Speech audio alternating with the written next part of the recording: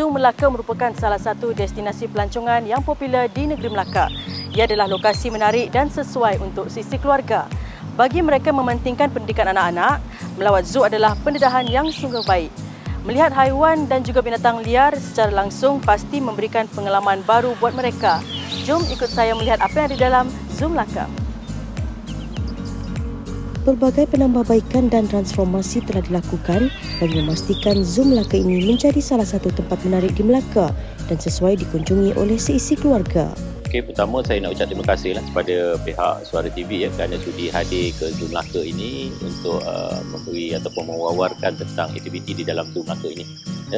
Hari ini kita berada dalam Zoo Melaka. Seperti saya sebut tadi, Zoo Melaka ini keluasan dia hampir 60 ekar. Kita ada lebih kurang 600 ekor haiwan di dalam ni dan hampir 120 spesies yang ada dekat sini. Tujuan kita buat Zoo Melaka ini adalah untuk nak memastikan haiwan-haiwan ini tidak terpupus. Seperti mana saya sebut juga tadi, sini bukan tempat kita nak jadikan tempat meraup keuntungan, tetapi untuk kita nak jadikan konservasi kepada haiwan-haiwan yang hampir pupus seperti harimau Melaya, gajah dan ada beberapa haiwan lain yang di dalam Zoo Melaka ini. Selain itu, Zoo Melaka juga berperanan sebagai pusat penyelidikan hidupan liar, pusat pembiakan dan pemeliharaan serta menjadi kawasan rekreasi yang sangat menyeronokkan. Jadi untuk program interaksi dengan haiwan, untuk hidupan liar yang besar-besar macam ni, kita ada bagi feeding untuk gajah, kita ada bagi feeding untuk bagi makan untuk spesies banting, spesies zirafah. Selain daripada tu, kita juga ada untuk kanak-kanak, kita ada kawasan petting zone.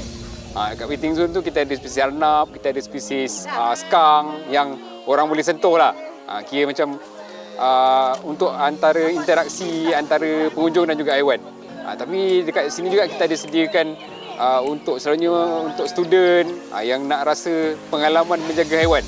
Kita ada program volunteer, zoo volunteer.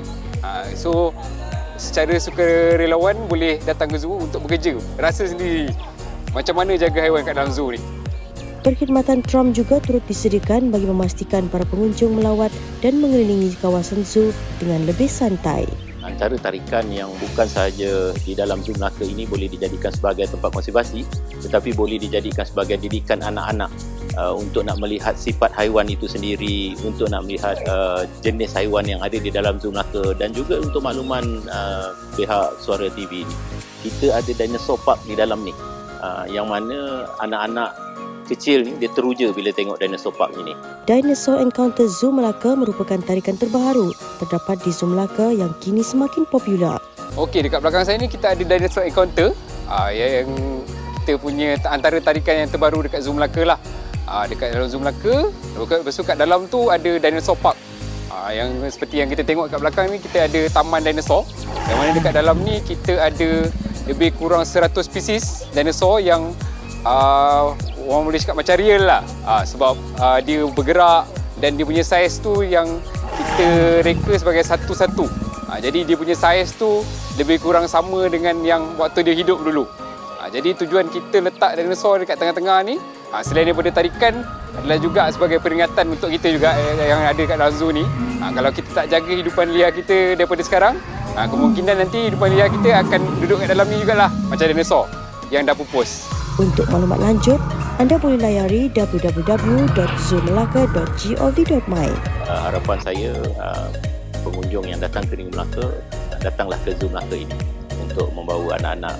Dia boleh datang untuk istirahat bersama anak-anak di dalam Zoo Melaka ini.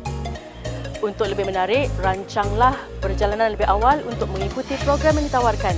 Bukan sekadar melakukan aktiviti menarik, pendedahan kepada haiwan liar akan memberi kesedaran betapa program pemeliharaan haiwan sangat penting untuk generasi akan datang. Bawalah keluarga anda jalan-jalan ke Zoo Melaka cuti-cuti nanti.